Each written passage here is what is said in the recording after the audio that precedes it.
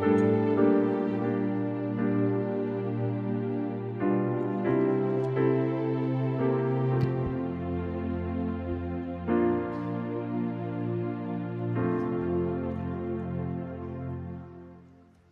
시간은 하나님 말씀 묵상하는 시간입니다. 이사야 11장 1절에서 5절 말씀 한 절씩 교독합니다. 제가 갖고 있는 성경으로는 구약성경 981면에 나와 있습니다. 구약성경 981쪽 이사야 11장 1절에서 5절 말씀입니다. 저와 여러분이 한 절씩 교독하겠습니다. 이새 줄기에서 한 싹이 나며 그 뿌리에서 한 가지가 나서 결실할 것이요 그의 위에 여호와의 영 곧 지혜와 총명의 영이요 모략과 재능의 영이요 지식과 여호와를 경외하는 영이 강림하시리니 그가 여호와를 경외함으로 즐거움을 삼을 것이며 그의 눈에 보이는 대로 심판하지 아니하며 그의 귀에 들리는 대로 판단하지 아니하며 공의로 가난한 자를 심판하며 정직으로 세상에 겸손한 자를 판단할 것이며 그의 입에 막대기로 세상을 치며 그 입술의 기운으로 악인을 죽일 것이며 같이 읽습니다. 공의로 그의 허리띠를 삼으며 성실로 그의 몸에 띠를 삼으리라. 아멘. 옆 사람 이렇게 축복합니다. 그리스도 안에서 성도님을 받아주셨습니다. 그리스도 안에서 특별한 존재로 삼아주셨습니다. 그리스도 안에서 우리는 한 가족입니다. 할렐루야. 예, 오늘은 이사야 11장 말씀 가지고 그루터기에서 시작된 영원한 하나님의 나라라는 제목으로 말씀을 함께 나누길 원합니다. 사랑하는 성도 여러분, 우리가 살아가면서 우리는 종종 인생에 밑동이 송두리째 잘려나간 것처럼 그루터기만 남은 그런 비극과 마주할 때가 있습니다. 건강의 위기가 올 때, 재정적인 파산을 맞이할 때, 혹은 가장 소중하게 여기던 인간관계가 처참하게 깨어질 때 우리는 마치 숲 한복판에 홀로 남겨진 잎사귀 하나 없는 거대하고 앙상한 그 밑동만 남은 그루터기를 맞이하는 듯한 절망을 느끼죠. 다 날아가 버렸구나. 그래서 내 인생은 이제 끝난 것인가? 더 이상 아무런 소망도 없을까? 이런 깊은 탄식이 흘러나올 때가 우리 인생을 살다 보면 종종 있다는 것이죠. 오늘 본문에 나오는 이사야 11장 말씀을 받은 주전 BC 8세기의 남유다 백성들의 심정도 저런 밑동만 남은 그루터기와 같은 그런 형편과 처지였습니다. 그래서 이사야가 그루터기 예언을 이야기했죠. 당시 남유다는 당대 최고 패권 군익이었던 이 아시리아, 여러분이 잘 아는 아수르라고 부르는 세계사에서 배운 그 아시리아의 제국의 거대한 도끼나라 앞에 놓여 있었습니다. 이미 10지파로 구성된 에브라임과 므낫세 지파로 구성된 이 북이스라엘 이 나라는요 무참히 이 아수르에서 짓밟혀서 역사의 뒤안길로 사라져 없어진 상태고, 남유다 역시 예루살렘 턱 밑까지 이 아수르의 군사적 압박을 받고 있어서 국가적 멸망의 위기에 직면해 있었습니다. 다윗의 화려한 왕조는 이제는 끊어질 위기에 있었고, 하나님이 사무엘하 7장에 보면 다윗의 왕가는 계속 이어지게 하겠다 했는데 그 약속이 무너지는 듯이 보였고, 사회적으로는 어떻냐? 국가의 위기에 국가가 멸망할 위기에 있었던 뿐 아니라 남유다 사회적으로 불의와 불법과 약자를 짓밟는 착취가 가득했어요. 살기가 너무 힘든 세상이었어요. 하나님의 심판을 묘사했던 이사야 10장에 나오는 구절처럼 이 남유다라는 거대한 숲은 하나님에 의해서 무참히 베어져 그루터기만 남아있는, 그 밑동만 남아있는 그런 상황이었다는 것이죠. 백성들은 절망하며 질문했습니다. 하나님이 사무엘하 7장에 다윗에게 언약한 영원한 이 다윗의 왕가는 영원히 이어져서 메시아가 올 거라는 그 약속은 어디로 갔나? 우리는 이대로 끝날 것인가? 이런 질문을 던지는 이 본문이 이사야 11장의 백그라운드라는 거죠. 바로 이 가장 깊은 어둠의 한복판에서 하나님은 이사야 선지자를 통해서 그런데 놀라운 반전의 메시지를 선포하고 있다는 거죠. 1절 말씀입니다. 1절 말씀이 뭐라고 되어 있습니까? 이새의 줄기에서 한 싹이 나며 그 뿌리에서 한 가지가 나서 결실할 것이다. 그루터기만 남아서 이제는 생명이 없을 것 같은데 그 그루터기에서 싹이 난다는 거죠. 나무가 잘려 그루터기만 남았을지라도 인간의 눈에는 완전히 끝난 것처럼 보일지라도 하나님의 신실하신 열심은 결코 멈추지 않고 결국 싹을 틔워서 새로운 나무를 만들어 갈 거라는 거예요. 사랑하는 성도 여러분, 오늘 우리는 이 말씀을 통해서 우리의 인생이 다 끊어져 나가고 밑둥만 남아 그런 인생 가운데 하나님이 어떻게 다시 우리에게 소망을 주시는지, 또 다가올 예수 그리스도 안에서 다가올 이 하나님의 나라 가운데 우리 하나님 나라 백성이 되었는데 우리가 하나님 나라 백성으로 어떻게 살아갈 것인지 세 가지 대지를 통해 깊이 상고하며 우리의 삶 속에 적용하는 복된 시간 되시기를 예수님의 이름으로 축원합니다. 그러면 오늘 이사야가 이 11장에 소망이 없는 이 남유다 백성들에게 무엇을 예언하고 무엇을 약속합니까? 첫 번째는 이 성령의 능력으로 공의와 정의를 행하시는 예수 그리스도 메시아를 바라보아야 된다는 거예요. 하나님 나라의 왕을 바라보고 살아야 된다는 거죠. 오늘 성경 우리 1절에 읽은 대로 1절 말씀을 다시 앞으로 돌려주시면 뭐라고 되어 있습니까? 이새의 줄기에서 한 싹이 난다. 오늘 본문에 뭐라고 되어 있습니까? 하나님께서 이사야를 통해 예언하실 때 다윗의 줄기에서 이렇게 말하지 않고 이새의 줄기다, 이새의 그루터기에서, 다윗의 밑둥에서 싹이 나는 게 아니라 이새의 밑둥에서 싹이 날 거다. 그러면 화려한 왕의 이름, 다윗 왕의 이름을 놔두고 그의 아버지였던 평범한 농부였던 아버지 왜 이새의 줄기에서 싹이 난다 했을까요? 다윗에게 언약을 주셨는데 그러면 다윗이 하나님 앞에 복을 받으니 그러면 다윗의 밑둥에서 싹이 날 거다, 이렇게 하는 게 더 좋지 않습니까? 오늘 본문의 이사야의 예언을 통해 하나님이 왜 이새의 줄기에서라고 말하냐면 다윗은 화려한 왕가를 형성했지만 그의 아버지는 평범한 농부였을 뿐입니다. 즉 하나님의 나라가, 하나님 나라 왕으로 오시는 예수님이 어디에서요? 인간적인 화려함이나 왕적 권세가 아니라 가장 낮고 비천한 그 낮은 상태에서 하나님 나라가 시작될 거다.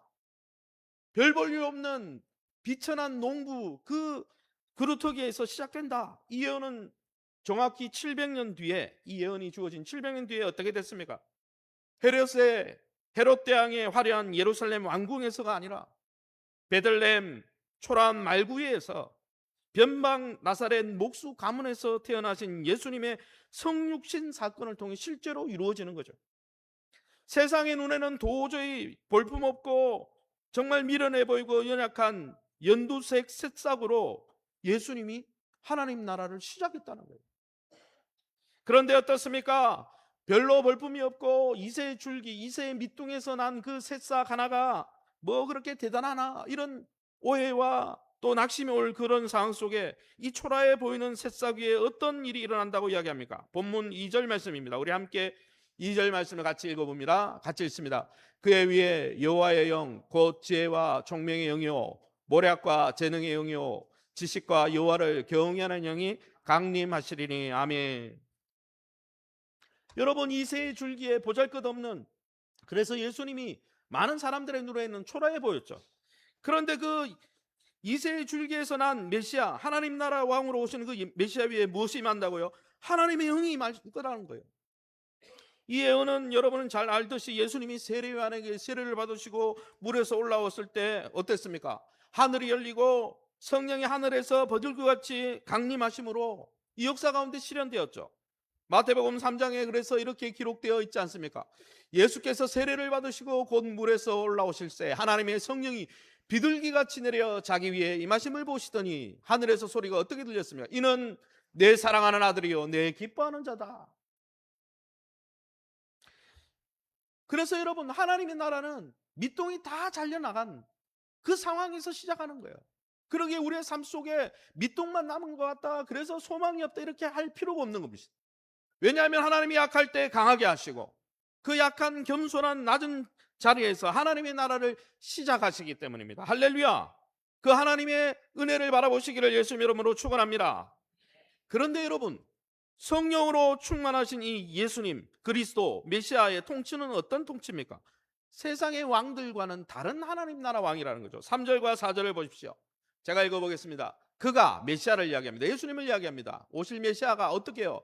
여호와를 경외함으로 즐거움을 삶을 것이며 보이는 대로 들리는 대로 판단하지 아니하며 공의로 정직으로 판단할 것이며 그의 입술의 기운으로 악인을 죽일 것이다 말씀하고 있습니다. 여러분, 세상의 권력자, 세상의 왕은 어떻습니까? 메시아라는 단어가 왕이라는 뜻이거든요. 그리스도가 왕이라는 뜻이거든요. 그런데 여러분, 세상의 왕들은 어떻습니까? 눈에 보이는 조건과 외모로 판단합니다. 보이는 대로 판단하죠. 들리는 대로 여론에 의해서 판단합니다. 그래서 권력자들의 소문과 뇌물에 따라 판결하며 옛날에 이 남유다의 권력자들도 어떻습니까? 지금 정치가들처럼 좀 가진 사람한테는 아부하고 없는 사람 짓밟아 버려요. 세상의 왕들은 다 그래요. 그런데 하나님 나라 왕으로 오시는 메시아는 어떻습니까? 눈에 보이는 외모로 판단하지 않으신다는 거예요. 귀에 들리는 소문만 듣고 누가 뭐라 카드라 통신이 얼마나 유명합니까? 뭐 카드라 그 소문을 듣고 그냥 사람을 판단하지 않는다는 거예요. 하나님 나라 왕으로 오신 예수 그리스도는 공의와 정직으로 세상에서 가난하고 천하고 겸손하고 억울한 사람들의 눈물을 닦아주고 그들의 중심을 보고 공정하게 평가해 주시는 왕이시라는 것이죠. 할렐루야. 그리고 세상의 군사적인 철제 무기가 아니라 오직 복음의 능력과 입술의 기운인 진리의 말씀으로 사단의 권세와 세상의 악을 심판하는 공평과 정의로 사람들을 평가해 주시고 공정하게 평가해 주시고 악은 하나님의 말씀의 능력으로 심판하는 왕이라는 것이죠. 그러기에 이 하나님 나라 왕으로 우리 가운데 거하시는 주님을 낙심 가운데 바라보시고 주님 앞에 나아가시기를 예수님 이름으로 축원합니다. 영국의 대문호 G.K. 체스터턴의 이야기입니다. 이 체스터턴은 겨울철에 완전히 잘려나가 생명이 끝난 것처럼 보이는 이 나무 밑둥만 남은 이 그루터기를 보며 사람들이 지나가면서 내뱉는 말에 대해서 글을 썼습니다. 이 이로 안 넘어가도 됩니다. 사람들은요, 이 단단하고 거칠고 거뭇하게 죽어버린 나무 밑둥을 보며 이 체스터턴이 산 위에 올라가는 사람들의 이야기를 들어보니까 뭐라고 해요? 이 나무가 죽었다. 뗄감밖에 쓸모가 없다. 이렇게 지나가는 사람들이 밑둥만 잘린 그 밑둥만 남은 나무를 보고 그렇게 평가하더라는 거예요. 그러나 어떻습니까?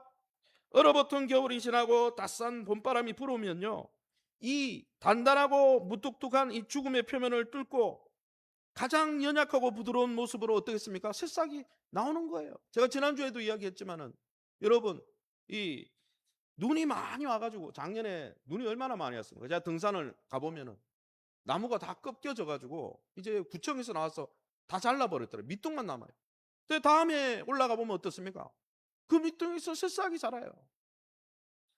체스터턴은 이것을 보면서 세상에서 가장 날카롭고 강한 무기인 철제 도끼가 나무를 베어버리고 밑둥만 남겨둘 수는 있지만 역사와 생명의 주관자이신 하나님이 그 밑둥 아래에 있는 성령의 생명, 메시아의 부드러운 새싹의 능력으로 결국은 하나님의 나라를 이루어 가시는구나. 세상의 많은 정권과 권세가 하나님 나라를 밑둥까지 잘라버리는 것 같지만 하나님의 역사는 그 밑둥 가운데 역사하고 있구나. 이걸 깨닫고 그 글을 남겼다는 것이죠. 사랑하는 성도 여러분, 우리의 시선은 지금 어디에 머물러 있습니까? 세상 사람들처럼 여전히 하나님 나라를 믿고 예수님을 믿는다고 하면서도 세상의 기준을 따라 외모와 재력, 스펙으로 보이는 대로 사람을 평가하고 그런 기준으로 살아가고 있지는 않습니까? 혹은 반대로 내 인생의 나무가 베어졌다고 낙심하며 외모도 재력도 스펙도 명예도 권력도 다 사라져 버렸으니 이제는 낙심해서 다른 인간적인 수단으로 그것을 좀 채우려고 노력하고 있지는 않습니까? 우리는 외모가 아니라 중심을 보시고 진리와 공의로 우리를 통치하시는 예수 그리스도 하나님 나라 왕을 바라보고 의지해야 하는 것입니다. 할렐루야. 그러니 여러분, 내 인생의 그루터기 아래 내 인생이 다 잘려나가 돈과 권력과 명예와 쾌락과 많은 것들이 세상적인 기준에 봐서 달려나갔다 할지라도 그 밑동 아래에서 성령의 생명이 숨쉬고 있고, 더불어서 하나님께서 여전히 역사하셔서 하나님 나라를 이루어 갈 것을 믿고 확신하고, 또 그러한 기준으로 다른 사람을 바라보고 또 배려할 수 있는 저와 여러분 다 될 수 있기를 예수님의 이름으로 축원합니다. 그러면 두 번째, 이 이사야 말씀을 통해 우리에게 주시는 메시지는 무엇입니까? 두 번째는 이 깨어진 세상 가운데 막힌 담을 허무는 복음의 가치와 기치를 높이 들고 우리는 살아가야 한다는 것입니다. 오늘 본문의 10절 말씀을 우리 함께 읽어보겠습니다. 우리 같이 읽습니다. 시작. 그날에 이새의 뿌리에서 한 싹이 나서 만민의 기치로 설 것이요 열방이 그에게로 돌아오리니 그가 거한 곳이 영화로우리라. 아멘. 오늘 본문에 보면 예수님을 만민의 기치다 그랬어요. 만민의 기치. 기치가 뭡니까? 배너라는 뜻이죠. 영어로는 배너 돼 있어요. 무슨 뜻입니까? 군대가 모일 때 각 군단이나 각 소대나 중대 깃발이 있죠. 그 깃발을 이 기치라고 합니다. 배너라고 하죠. 여러분, 하나님의 구원 계획은 오늘 본문에 보면 만민의, 예수님이 왜 오셨냐? 만민의 깃발로 오신다는 거예요. 다른 말로 하면 단순히 이스라엘 백성을 구원하는 이스라엘의 하나님이 아니라 만민의 하나님으로 오신다는 것이죠. 할렐루야. 여러분, 메시아는 온 세상 열방과 이방인들이 바라보고 나올 구원의 거대한 깃발로 오셨다는 거예요. 그래서 오늘 성경에 만민의 깃발로 그분이 설 것이고 열방이 그에게로 나올 것이다. 사도 바울은 로마서 15장 12절에서 이 이사야 11장 10절을 인용했습니다. 뭐라고 인용했습니까? 이렇게 인용하고 있습니다. 또 이사야가 이르되 이새의 뿌리 곧 열방을 다스리기 위하여 일어나시는 이 메시아를 이야기죠. 예수님을 이야기죠. 이가 있으리니 열방이 그에게 소망을 두리라. 만민의 기치라는 거죠. 그러기에 여러분, 이 복음의 깃발을 높이 들 때 역사상 가장 위대한 화해와 연합이 일어나는 거예요. 왜냐하면 예수 그리스도 안에서 이방인과 여러분 유대인이 하나가 되어지고, 여러분 한민족, 우리가 뭐로 한민족이지 우리가 유대민족은 아니잖아요. DNA상 아브라함의 자손은 아니잖아요. 그런데 하나님의 백성이 되는 이 연합의 역사가 나타난다는 거죠. 본문 13절입니다. 우리 함께 읽어보겠습니다. 같이 읽어보겠습니다. 시작. 에브라임의 질투는 없어지고 유다를 괴롭게 하던 자들은 끊어지며 에브라임은 유다를 질투하지 아니하며 유다는 에브라임을 괴롭게 하지 아니할 것이요. 아멘. 여기 나오는 에브라임과 유다라는 말은 에브라임이 북이스라엘을 이야기하죠. 북이스라엘의 대표 지파니까 에브라임이라는 표현은 북이스라엘을 이야기하는 대유법입니다. 그러니까 다른 말로 하면 북이스라엘과 남유다가 그동안 어떻게 했다는 거예요? 질투하고 서로 싸우고 시기하고 동족 상전으로 서로 원한을 갖고 전쟁을 일삼고, 구약의 역사를 보면 그랬거든요. 남북이 싸우고 지냈어요. 12지파가 한민족인데 남북으로 나뉘어서 계속 싸우고 있었습니다.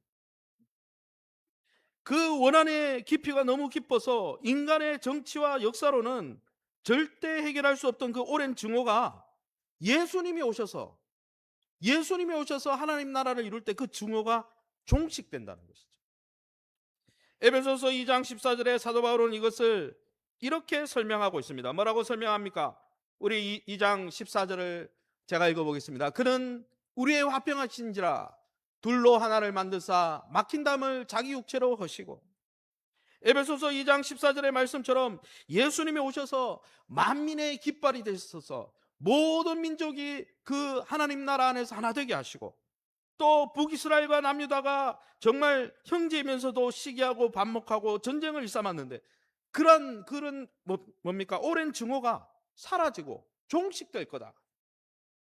그것이 어떻게 이루어졌습니까? 예수 그리스도의 십자가 대속을 통해서 여러분, 신약교회가 유대인과 이방인은 여러분 적의 관계거든요.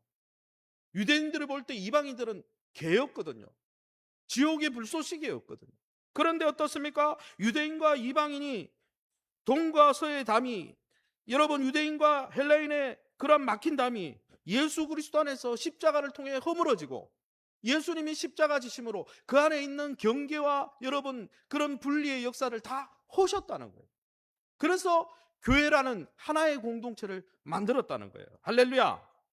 그러니 여러분, 교회 존재의 목적이 무엇입니까? 복음을 통해서 우리가 이루어야 될 역사가 뭡니까? 화해의 역사고 화목의 역사고 성령의 하나 되게 하시는 그런 역사라는 것이죠. 할렐루야. 옆 사람 축복합니다. 성도님과 제가 하나였군요. 할렐루야. 여러분, 가족은 어떻습니까? 가족은 바라볼 때 허물이 있어도 덮어요. 우리는 가족인 거예요. 옆 사람 다시 한번 봅니다. 가족입니다. 할렐루야. 여러분, 그래서 그 역사를 이루기 위해서 예수님이 오신다는 거예요. 그뿐 아니라 나아가 15, 16절에 뭐라고 되어 있습니까? 이렇게 말씀하고 있습니다. 이사야 11장 15, 16절을 제가 밑줄 친 부분을 읽어보겠습니다. 여호와께서 애굽 하만을 말리시고 신을 신고 건너가게 하실 것이라. 아수르에서 남은 자들을 위하여 큰 길이 있게 하시되 이스라엘이 애굽 땅에서 나오던 날과 같게 하시리라. 아멘. 이 성경을 읽어보면 마치 출애굽, 이스라엘 백성이 1세대가 출애굽할 때 그 모습이 등장하고 있습니다. 하나님께서 바다를 말리시고 여러분 바다에 여러분 길을 내시고 강에 길을 내시는 하나님께서 어떻게 또 하신다는 거예요? 출애굽을 시켰던 이스라엘 백성들을 하나님의 언약을 기억해서 아수르의 바벨론의 포로로 끌려가겠지만 그들이 70년 징계를 받고 깨닫게 되면 다시 출애굽한 것처럼 출바벨론, 하나님이 길을 여셔서 다시 돌아오게 하실 거라는 거예요. 할렐루야.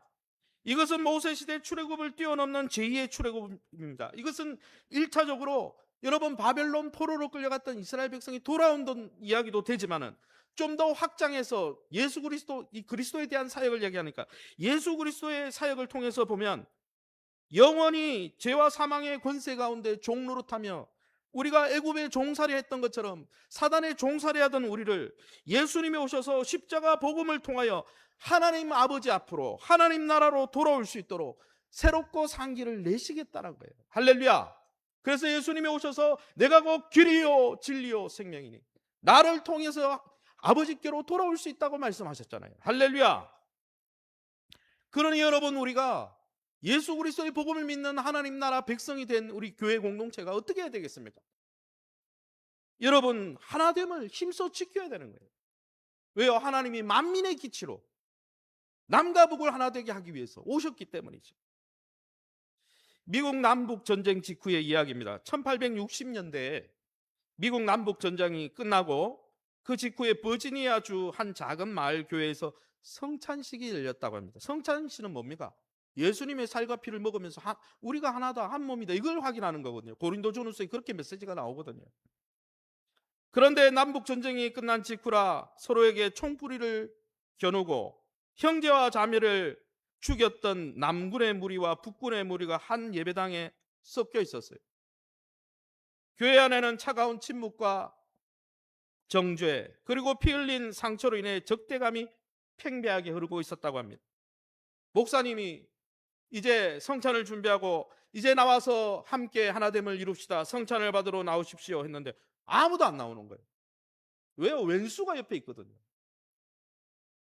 그때 한 노년의 흑인 해방 노예가, 피부가 까만 이 흑인 해방 노예가 먼저 십자가 앞으로 뚜벅뚜벅 걸어 나와 무릎을 꿇었습니다. 성찬을 받고.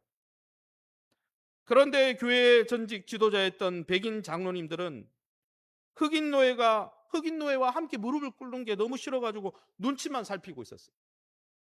바로 그 순간 북군의 퇴역 장군 한 명이 천천히 걸어 나와 백인임에도 불구하고 흑인 노예와 함께 나란히 무릎을 꿇고 성찬을 받았습니다. 이를 본 남군 병사도 원수였지만 눈물을 흘리면서 예수 그리스도 안에서 우리가 하나구나. 그리고 나와 그들의 손을 잡고 성찬에 임했다는 것이죠. 여러분, 강단에 높이 세워진 십자가라는 깃발 아래서 전쟁의 주고와 인종의 장벽이 녹아내리고 눈물의 성찬을 통해서 하나가 된 거예요. 이걸 위해서 교회를 세웠다는 거예요. 이걸 위해서 하나님 나라 백성이 되게 하셨다는 것이죠. 사랑하는 성도 여러분, 저와 여러분은 우리에게 주신 소명과 사명은 무엇입니까? 우리가 속한 공동체에서 우리는 늘 어디를 가든지 갈등과 분열과 분리를 일으키는 네 편, 내 편을 나누는 그런 사람으로 살아가고 있습니까? 아니면 복음의 깃발 아래 막힌 담을 허물기 위해서 오셨던 피스메이커로 화평케 하는 자는 복이 있나니 저희가 하나님의 아들이라 걸음을 받을 것이라는 그 복의 말씀을 믿고 화목의 통로로 쓰임받고 있습니까? 우리 아무쪼록 우리의 가정과 일터와 사회에 깨어진 틈바구니에 들어가서 예수 그리스도의 화목의 이 사랑의 깃발을 높이 드시길 바랍니다. 우리를 통해서 깨어졌던 관계가 회복되어지고 하나님 앞으로 나아가는 시온의 대로가 활짝 열리는 복된 저와 여러분의 삶이 다 되시기를 예수님의 이름으로 축원합니다. 마지막으로 이사야 11장을 통해 여러분, 우리 교회 공동체를 통해 하나님의 나라가 어떻게 드러나야 됩니까? 우리는 세상 가운데 어떤 삶을 살아야 될까요? 세 번째는 약육강식의 세상에서 하나님 나라의 샬롬. 이 샬롬이란 뜻은 이 한글로 표현하면 평강, 평화, 화목 이런 뜻입니다. 하나님 나라의 평강을 살아야 된다는 것이죠. 오늘 성경 6절에서 9절 말씀에 여러분 성경을 한번 보시기 바랍니다. 제가 한번 읽어보겠습니다. 성경 6절에서 9절 말씀입니다. 제가 한번 읽어보겠습니다. 자막에는 없습니다. 그때에 이리가 어린 양과 함께 살며 표범이 어린 염소와 함께 누우며 송아지와 어린 사자와 살찐 짐승이 함께 있어 어린아이에게 끌리며 암소와 곰이 함께 먹으며 그것들의 새끼가 함께 엎드리며 사자가 소처럼 풀을 먹을 것이며 젖 먹는 아이가 독사의 구멍에서 장난하며 젖된 어린아이가 독사의 굴에 손을 넣을 것이라. 여러분, 이거 읽어보니까 찬양이 생각나지 않습니까? 독사굴에 어린이가 손 놓고 장난쳐도 물지 않는. 6절에서 9절에 보면 이 시적 표현이거든요. 가장 아름답고 찬란한 하나님의 나라의 그 영광에 대해서 하나님 나라가 어떤 나라인지를 보여주고 있습니다. 여러분, 이리와 어린 양이 함께 산대요. 이리와 어린 양이 어떻게 함께 살아요? 갑과 을의 관계인데, 먹고 먹히는 관계잖아요. 표범이 어린 염소와 어떻게 함께 눕습니까? 송아지와 어린 사자가 함께 먹고 어린아이에게 다가온다. 그게 말이 됩니까? 암소와 곰이 어떻게 먹어요? 함께. 사자가 소처럼 풀을 먹는다. 젖먹이 아이가 독사의 구멍에 장난하는데 해를 당하지 않는다. 갑과 을의 관계에 그런 관계인데 어떻게 이런 세상이 올 수 있습니까? 그런데 이것은 단순히 동화 같은 이야기가 아닙니다. 물론 문자적으로 그렇게 되겠죠. 그런데 이것은 비유법을 쓴 거예요. 왜냐하면 앞에 성경을 쭉 읽어보면 이 분쟁과 갈등과 이런 권력과 이런 이야기를 계속 이사야가 했거든요. 그러니 이것은 강한 자가 약한 자를 지배하고 밟고 일어서야 성공한다고 말하는 세상의 약육강식, 갑과 을의 관계를 전면으로 거부하는 하나님 나라의 완전한 화목함, 그걸 보여주는 거예요. 하나님 나라가 어떤 나라인지, 교회가 어떻게 되어야 되는지. 그래서 여러분, 우리 교회는 하나님 나라를 보여줘야 돼요. 세상의 빛이죠. 세상의 소금이죠. 하나님 나라가 어떤 나라인지 보여줘야 돼요. 교회 안에서는요, 갑과 을의 관계가 없어요. 물질이 많이 갖고 있고 물질이 적게 갖고 있으니까 그것으로 나누어지는 게 아니에요. 정치적인 이해로, 여러분, 정치적인 이해관계 때문에 여러분, 교회가 여러분 나눠질 수가 없는 거예요. 우리는 하나님 나라를 살고 있기 때문에. 내 입맛에 나하고 좀 성향이 달라. 나는 MBTI로 나는 ISTJ인데 나하고 성향이 다르잖아. 어떻게 나와 하나 될 수 있어? 그게 아니라고요. 이 하나님의 나라가 어떻게 임한다고 했습니까? 영어로 already not yet. 여러분, 이미 하나님 나라는 이겼고 아직 임하지 않은 하나님 나라를 살고 있죠. 한번 따라합니다. 이미 하나님 나라가 임했습니다. 여러분, 이 화목의 이 역사는요, 이미 예수님이 오심으로, 교회가 세워짐으로, 교회는 하나된, 성령이 하나된 공동체예요. 예수 그리스도라는 기준 외에는 다른 기준은 다 십자가에 못 박아야 되는 거예요. 할렐루야. 그래서 어떻습니까? 성품이 사자나 표범처럼 거칠고 사나웠던 자들이 예수님의 은혜를 경험하고 성령으로 변화되어서 어린 양과 같이 약하고 소외된 자들을 품고 살아가는 공동체가 교회라는 것이죠. 할렐루야. 그런 평화가 왜 가능합니까? 9절 말씀에 이렇게 말씀하고 있잖아요. 이는 여호와를 아는 지식이 세상에 충만할 것입니다. 여러분, 하나님이 그런 하나님이니까. 하나님이 한번 같이 읽어봅시다. 우리 같이 이 하반절 읽어봅시다. 시작. 이는 물이 바다를 덮은 같이 여호와를 아는 지식이 세상에 충만할 것임이니라. 하나님이 어떤 분인지, 예수님이 어떤 분인지, 성령님이 어떤 분인지 알면요, 우리가 하나 될 수밖에 없어요. 독생자를 아끼지 않냐고, 하나님과 우리 사이가 벌어졌을 때 화목하게 하시고 하나 되게 하시려고, 갈등을 해결하시려고 예수님을 보내주신 그 하나님을 우리가 믿는데, 어떻게 우리 형제와 여러분 반목하고 시기하고 질투하고 내 입맛에 안 맞다고 여러분 멀리할 수 있겠습니까? 그렇게 멀리하면서 세상에 가서 어떻게 하나님 나라를 보여줄 수 있겠습니까? 이 하나님의 나라가 이미 시작된 줄 믿으시기 바랍니다. 우리는 그 하나님 나라를 살고 있는 거예요, 이미. 그런데 어떻습니까? 이 하나님의 나라의 화목함과 평화는 아직 완성되지 않았다는 거예요. 로마서 8장에 나오는 것처럼 지금도 온 피조 세계가 죄의 저주 아래 신음하면서 하나님 나라가 임할 것을 고대하고 있다. 로마서 8장에 그렇게 말씀하고 있거든요. 이 예언은 무엇입니까? 예수님이 재림하실 때 죄와 저주가 완전히 소멸되어지고 새하늘 새 땅에서 온 우주 만물 가운데 모든 것이 하나가 되어지는 그런 역사가 일어난다는 거예요. 할렐루야. 그것을 바라보고 우리가 이 교회 안에서 하나됨을 이루어 가야 되는 것이죠. 그 하나됨을 통해서 반목과 질시와 갑을관계로 짓밟고 올라가는 야곱강식의 그 세상에서 하나님 나라는 이런 나라다 보여줘야 한다는 것이죠. 이것을 잘 보여주는 선교 역사에 아주 유명한 실화가 있습니다. 여러분, 아마존의 와우라리 부족을 아십니까? 1956년에 미국 선교사 짐 엘리엇, 유명한 선교사죠. 짐 엘리엇을 비롯해서 5명의 젊은 미국 선교사님들이 아마존에 선교하러 갔습니다. 아마존에는 당시 여러분 식인종들이 있었죠. 그 아마존의 잔인하고 호전적인 와우라니, 옛날 이름은 와우카입니다. 아우카 부족에 순교하러 갔는데 이 5명 다 창에 찔려서 죽었어요. 들어가자마자 죽었습니다. 이 아우카 부족은 무엇을 믿냐면 힘의 논리와 끝없는 피의 보복을 믿는 민족이었습니다. 약육강식의 법칙만을 유일한 생존 방식이라 다른 부족하고도 싸워서 다 죽여서 목을 따가지고 전시해놓고 이런 부족이었어요. 그런데 그들에게 선교사님들이 들어가서 예수 그리스도에 대해서 증거하죠. 그런데 이 선교사님이 죽음을 당한 후에 그냥 다 고국으로 돌아왔으면 아무 역사도 안 일어났을 거예요. 남편들이 다 죽었는데 그 선교사님들의 아내와 자녀들이요, 복음의 사랑을 들고 이 화목의 십자가를 들고 살인자들의 부족 속으로 다시 들어가서 또 선교를 한 거예요. 세상의 힘과 권력이 아니라 십자가의 화목의 진리를 전하며 예수 그리스도를 아는 지식을 전했습니다. 그 복음의 지식을 계속 전했어요. 전하니까 이 야수 같던 부족의 성품이 녹아내리기 시작했습니다. 선교사님들을 창으로 찔러 죽였던 부족의 전사이자 앞장섰던 추장 키모라는 추장이 있었는데 그 사람이 예수님을 믿고 목사가 됐습니다. 그 부족이 목사가 됐어요. 그리고 자신이 죽였던 짐 엘리엇 선교사님의 아들과 딸이 이제 16세가 되니까 이 키모라는 추장 목사님이 강가로 데려나가서 눈물로 세례를 줬다는 거예요.